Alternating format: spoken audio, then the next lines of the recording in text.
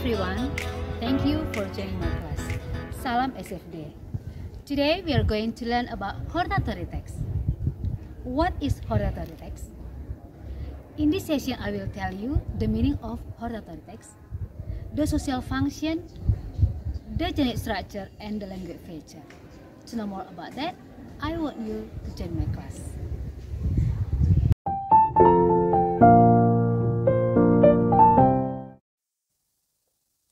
Okay, in this session I will tell you about hortatory exposition text. Baiklah, pada sesi ini saya akan menyampaikan mengenai teks hortatory exposition. Before we learn about this topic, I will give you the learning objective. Sebelum kita memulai pembelajaran ini, saya akan memberikan tujuan pembelajaran. Here is the learning objective. Ini tujuan pembelajaran.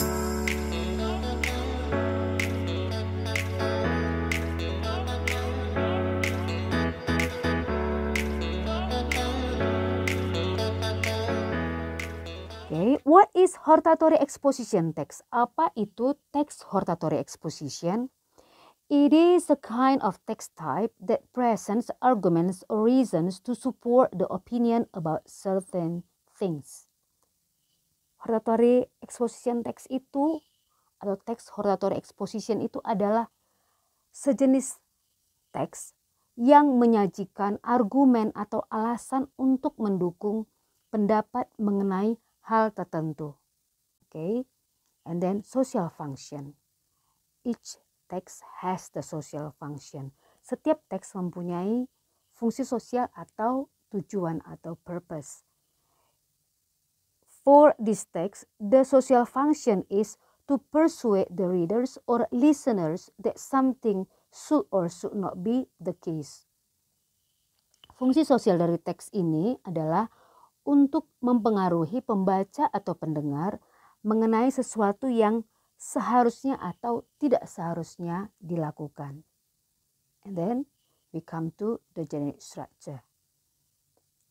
Sekarang adalah struktur teksnya. There are three generic structure of this text. Ada 3 struktur teks dari teks hortatory exposition ini. The first is thesis. The second is arguments, and the third is recommendation. What is thesis? Thesis is statement or announcement of issue concern. Apa itu thesis? Thesis adalah pernyataan atau pengumuman dari isu yang akan dibahas, dari masalah yang akan dibahas. The writer point of view about the topic concern. Jadi di sini adalah mengenai sudut pandang dari penulis mengenai topik yang akan dibahas. The second, arguments. Yang kedua adalah argument.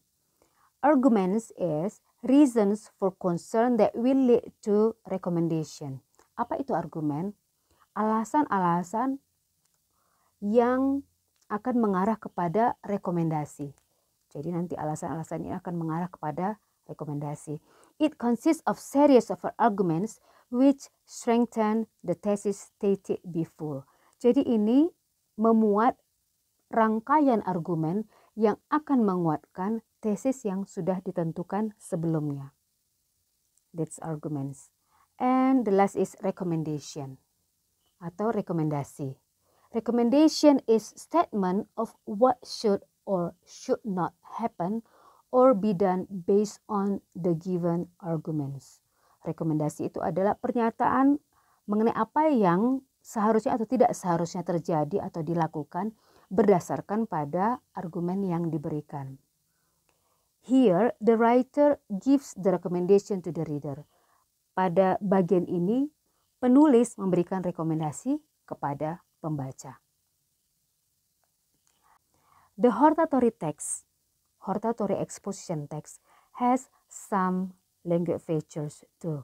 Jadi teks hortatory exposition ini juga mempunyai ciri kebahasaan. The first is using simple present tense. Yang pertama adalah menggunakan simple present tense because it will tell about the facts, karena akan menyampaikan fakta-fakta, jadi akan menggunakan simple present tense. The second, focusing on the writer.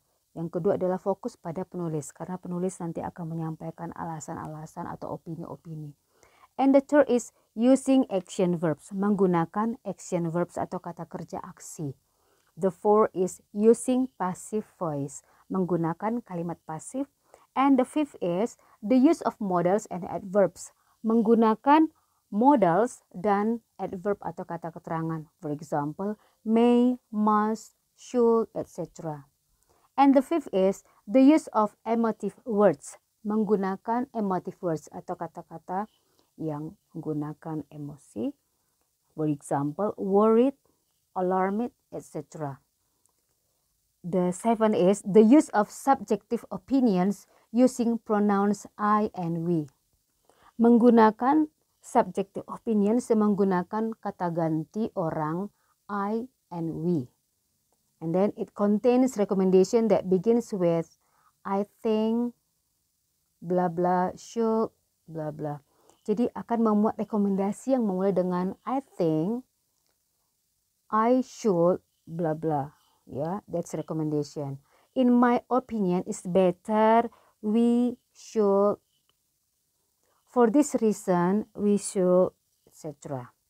Yeah, so these are the language feature. Jadi ini adalah ciri kebahasaan atau unsur kebahasaan dari teks hortatory exposition. Here is the example of hortatory exposition text. Ini adalah contoh dari sebuah teks hortatory exposition. The thesis is mobile phones is not used just for calling but sending text, taking pictures, accessing internet and much more. Many students bring their phones to school. For them, mobile phone has many uses. So, mobile phone should not be banned in school. Why do I say that? It is the thesis, ya. And there are three arguments here. Ada 3 argumen di sini, and this argument will strengthen the thesis. Jadi ada 3 argumen di sini yang akan nanti menguatkan tesis yang sudah ada di bagian pertama ini. Firstly, students call their parents for other needs. By mobile phone, students can call or their close relative if they need something to be brought to school. In addition, mobile phone can be used to call their children when one of their family were hit by disasters suddenly. And then students can call their parents to pick her up when want to go home. And the second argument, secondly, increase of knowledge among students. When trying to find answer of difficult tasks at school, mobile phone can be used as a connecting to search the answer through GPRS or Wi-Fi networks. The third argument, finally, expand the network of friendship among students. School is the right place to find friends. Average student being at school about 7 hours or more, so that a lot of students found their friend in the school environment. Therefore, communication between friends should be kept on of which using a mobile phone. And the recommendation is, so I think mobile phone should not be banned in school, but use your phone in the time and right place so that no one was disturbed. Okay, here is the example. Ini adalah contohnya. Dari contoh ini bisa dilihat ada tesis yang disampaikan oleh penulis mengenai apa yang akan dibahas. Kemudian ada 3 argumen di sini. Argumennya itu menguatkan apa yang sudah dibuat oleh penulis tadi di awal mengenai tesisnya, and the recommendation, dan rekomendasi. Rekomendasi ini adalah alasan atau pendapat yang diberikan oleh penulis mengenai tesis yang sudah diberikan di awal berdasarkan alasan-alasan atau argumen yang sudah diberikan. Oke, saya kira sudah cukup jelas. I think it's enough and I hope it will be useful for you, and please do your assignment and post it on Google Classroom. And for your attention, I say thank you. Have a nice day.